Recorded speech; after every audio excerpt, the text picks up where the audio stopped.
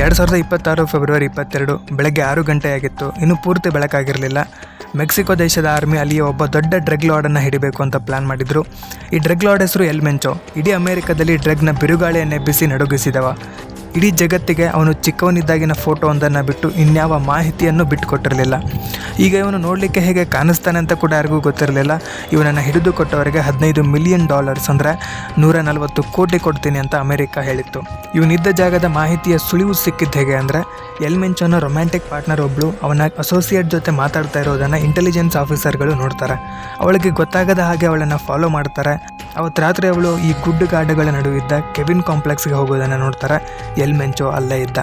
ಮರುದಿನ romantic partner ಅಲ್ಲಿಂದ ಹೊರಗೆ ಬರ್ತಾಳೆ. ಆದರೆ ಎಲ್ ಮೆಂಚೋ ಅಲ್ಲೇ ಉಳ್ಕೊಂಡ. ಮೆಕ್ಸಿಕೋ ಆರ್ಮಿ ಸರಿಯಾದ ಸಮಯಕ್ಕಾಗಿ ಕಾದು ಕುಳಿತು ಮರುದಿನ ಫೆಬ್ರವರಿ 22 ನಸುಕಿನ ಸಮಯದಲ್ಲಿ ಎಲ್ ಮೆಂಚೋ ಮೇಲೆ 4 ದಿಕ್ಕಿನಿಂದ ಅಟ್ಯಾಕ್ ಮಾಡ್ತಾರೆ. ಆದರೆ ಅವನನ್ನು ಸೆರೆ ಹಿಡಿಯುವುದು ಅಷ್ಟು ಸುಲಭದ ಮಾತಾಗಿರಲಿಲ್ಲ. ಎಲ್ ಮೆಂಚೋ ಹತ್ರ ಒಂದು ಸಣ್ಣ ಆರ್ಮಿನೇ ಇತ್ತು. ಇಬ್ಬರ ನಡುವೆ ಗೋಲಿವಾರ ಆಗುತ್ತೆ. ಎಲ್ ಮೆಂಚೋ ಕಡೆಯ 4-5 ಜನ ಬಾಡಿ ಗಾರ್ಡ್ಗಳನ್ನು ಆರ್ಮಿ ಕೊಂದು ಬಿಸಾಕತ್ತೆ. ಉಳಿದ ಕೆಲವು ಬಾಡಿ ಗಾರ್ಡ್ಗಳ ಜೊತೆ ಎಲ್ ಮೆಂಚೋ ಆ ಜಾಗದಿಂದ ತಪ್ಪಿಸ್ಕೊಂಡು ಹೋಗ್ಲಿಕ್ಕೆ ನೋಡ್ತಾನೆ.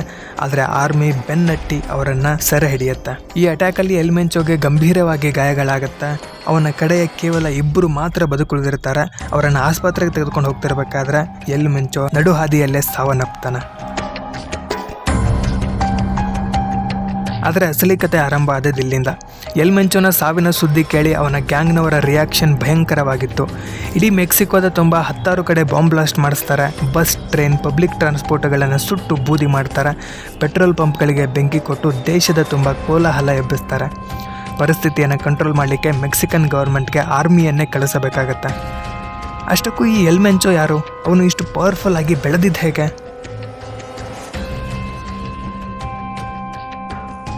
ಈ ಕಥೆ ಶುರುವಾಗೋದು 1966ರಲ್ಲಿ ಮೆಕ್ಸಿಕೋದ ಅಗುಲಿಯಾ ಅನ್ನೋ ನಗರದಲ್ಲಿ. ಅಲ್ಲಿನ ಬಡತನ ತುಂಬ ಜನ ಅಪರಾಧಿಗಳು ಹುಟ್ಟಲಿಕ್ಕೆ ಕಾರಣ ಆಗಿತ್ತು. ಸ್ಥಿತಿಗತಿಗಳು ಅವರನ್ನು ಕೆಟ್ಟ ಮಟ್ಟಕ್ಕೆ ನೂಕಿದ್ವು. ಇಂಥ ಸನ್ನಿವೇಶದಲ್ಲೇ ಎಲ್ ಮೆಂಚೋ ಅಲ್ಲಿಯ ಒಂದು ಮಿಡ್ಲ್ ಕ್ಲಾಸ್ ಫ್ಯಾಮಿಲಿಯಲ್ಲಿ ಹುಟ್ಟಿದ. ತನ್ನ ಫ್ಯಾಮಿಲಿಗೆ ಕೃಷಿಯಲ್ಲಿ ಸಹಾಯ ಮಾಡಬೇಕಾಗಿ ಬಂದಾಗ 5ನೇ ಕ್ಲಾಸಲ್ಲೇ ಸ್ಕೂಲನ್ನು ಬಿಟ್ಟ. ಇವನಿಗೆ 14 ವರ್ಷಗಳಾದಾಗ ಅಲ್ಲಿ ಕೆಲವರು ಬೆಳೆಯುತ್ತಿದ್ದ ಡ್ರಗ್ ಬೆಳೆಯಾದ ಮರುವನಾದ ಕಾವಲು ಕಾಯುವ ಕೆಲಸ ಮಾಡತೊಡಗಿದ. ವಿಧಿ ಅವನನ್ನು ನಿಧಾನವಾಗಿ ಅವನ ಹಣೆ ಬರಹದ ಹತ್ತಿರಕ್ಕೆ ಕರೆದೊಯ್ತಿತ್ತು. 1980ರಲ್ಲಿ ಎಲ್ ಮೆಂಚೋ ಒಳ್ಳೆ ಜೀವನವನ್ನು ಬಯಸಿ ಅಮೆರಿಕಕ್ಕೆ ಬಂದ. ಆದರೆ ಅಲ್ಲಿ ಅವನಿಗೆ ಸಿಕ್ಕಿದ್ದು ಬರೀ ಕ್ರೈಮ್. ಬೇರೆ ಬೇರೆ ಕೇಸ್ಗಳಲ್ಲಿ ಜೈಲಿಗೆ ಹೋಗಬೇಕಾಗಿ ಬಂತು. 1991ರಲ್ಲಿ ಸ್ಯಾನ್ ಫ್ರಾನ್ಸಿಸ್ಕೋದ ಒಂದು ಇಂಪೀರಿಯಲ್ ಹೋಟೆಲ್ನಲ್ಲಿ ಹಿರೋಯಿನ್ ಡ್ರಗ್ ಡೀಲ್ ಮಾಡಬೇಕಾದ್ರೆ ಮತ್ತೆ ಸಿಕ್ಕಾಕೊಂಡ. ಈ ಸಲ 3 ವರ್ಷ ಜೈಲು ಶಿಕ್ಷೆ ಆಯಿತು. ಆಮೇಲೆ ಅವನನ್ನು ಬಿಡುಗಡೆ ಮಾಡಿ ಮೆಕ್ಸಿಕೋ ಕಳಿಸಲಾಗತ್ತೆ. ಈಗ ಕತೆಗೊಂದು ಟ್ವಿಸ್ಟ್ ಸಿಗುತ್ತೆ. ಮೆಕ್ಸಿಕೋಗೆ ಬಂದಮೇಲೆ ಎಲ್ ಮೆಂಚೋ ಪೊಲೀಸ್ ಡಿಪಾರ್ಟ್ಮೆಂಟ್ ಜಾಯ್ನ್ ಆದ. ಆಶ್ಚರ್ಯ ಆಗುತ್ತಲ್ಲ, ಒಬ್ಬ convicted drug dealer police officer ಆಗಿದ್ದ. ಇದವನ ಜೀವನದ ಪ್ರಮುಖ ಘಟ್ಟ ಆಗಿತ್ತು. ಈ ಟೈಮಲ್ಲಿ ಅವನು ಪೊಲೀಸ್ ಡಿಪಾರ್ಟ್ಮೆಂಟ್ನ ಇನ್ನರ್ ವರ್ಕಿಂಗ್ ಅರ್ಥ ಮಾಡ್ಕೊಂಡ. ಯಾವ್ಯಾವ ಪೊಲೀಸ್ ಆಫೀಸರ್ಗಳಿಗೆ ಎಷ್ಟೆಷ್ಟು ರೇಟ್ ಕೊಡಬೇಕು ಅನ್ನೋದನ್ನು ಅರ್ಥ ಮಾಡ್ಕೊಂಡ. ಲೀಗಲ್ ಲೂಪ್ ಹೋಲ್ಸ್ಗಳನ್ನು ಬಳಸ್ಕೊಳ್ಳೋದ್ರ ಬಗ್ಗೆ ಅರ್ಥ ಮಾಡ್ಕೊಂಡ. ಆಳುವವರ ಜೊತೆ ಲಿಂಕ್ಸ್ ಇಟ್ಕೊಳ್ಳೋದನ್ನು ಕಲಿತ.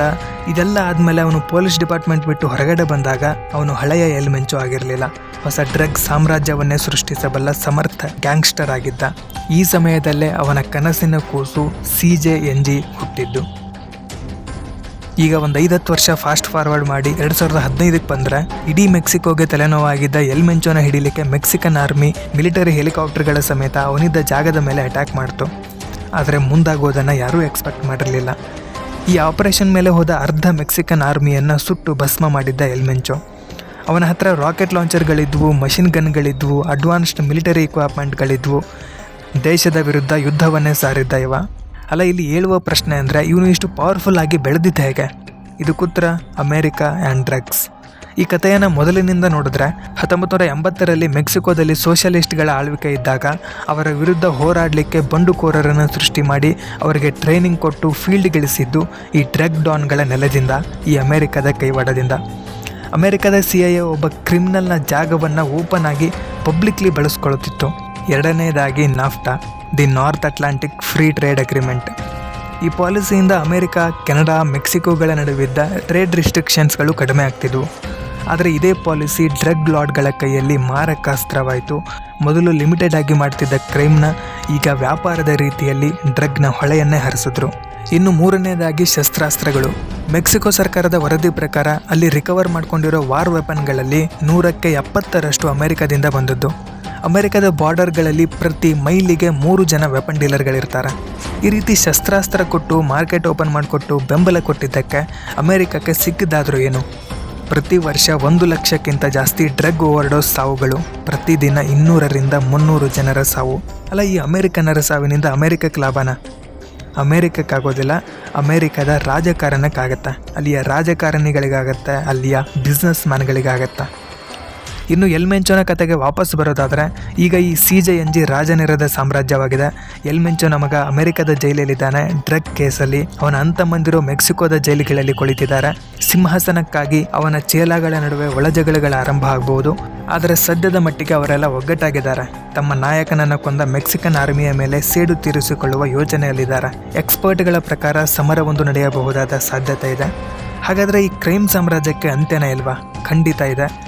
ಅಮೆರಿಕದಿಂದ ಡ್ರಗ್ಸ್ಗೆ ಡಿಮ್ಯಾಂಡ್ ಕಡಿಮೆ ಆದರೆ, ಅಮೆರಿಕದಿಂದ ಮೆಕ್ಸಿಕೋಗೆ ಬರುವಂಥ ವೆಪನ್ಗಳ ಸಪ್ಲೈ ನಿಂತು ಹೋದರೆ, ಮೆಕ್ಸಿಕೋದಲ್ಲಿ ಎಕನಾಮಿಕ್ ಅಡ್ಮಿನಿಸ್ಟ್ರೇಟಿವ್ ಚೇಂಜಸ್ಗಳನ್ನು ತಂದರೆ ಖಂಡಿತ ಈ ಕ್ರೈಮ್ ಸಾಮ್ರಾಜ್ಯ ಸಮಾಧಿ ಆಗುತ್ತೆ.